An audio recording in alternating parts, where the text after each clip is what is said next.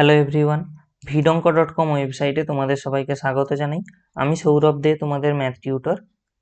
এখানে দেখো, তোমাদের সঙ্গে একটি প্রশ্ন নিয়ে আলোচনা করব। এখানে প্রশ্নটিতে 4টি অপশান দেওয়া আছে, এর মধ্যে সঠিকটি আমাদেরকে বেছে নিয়ে উত্তরটি লিখতে হবে। তো এখানে একটি সমাকলনের প্রশ্ন দেওয়া আছে। দেখো, ইন্টিগ্রেশন e⁴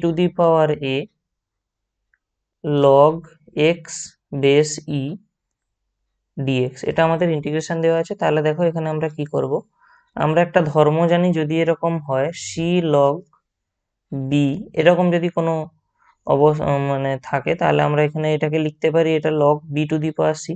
এখানেও জাস্ট সেম কেস করব। দেখো, e⁴ log বেস e যেমন ছিল থাকলো, এখানে x, তাহলে এই এটা কি হবে, x এর পাওয়ারে চলে যাবে, অর্থাৎ এখান থেকে আমাদের চলে আসবে x⁴ dx।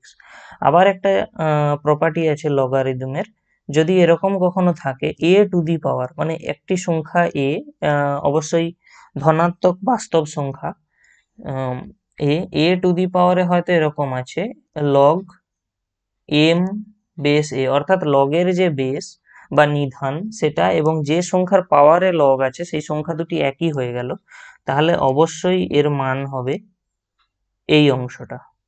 তাহলে এখানেও একটা জিনিস লক্ষ্য করো, এখানে যে সংখ্যার পাওয়ারে বা ঘাতে লগ আছে তার নিধানও একই, আর ই একই। তাহলে এখান থেকে এই যে সম্পূর্ণ অংশটা, এর ভ্যালুটা তাহলে কি হবে, শুধু x⁴ a dx।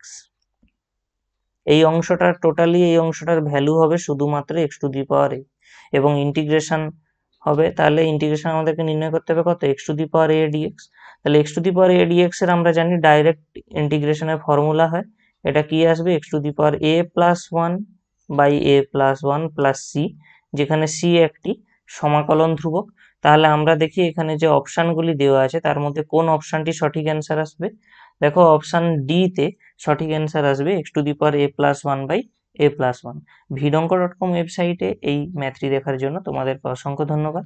এরকমই নানা প্রশ্ন এবং তাদের সমাধানের জন্য তোমরা আমাদের ওয়েবসাইটটি ভিজিট করো।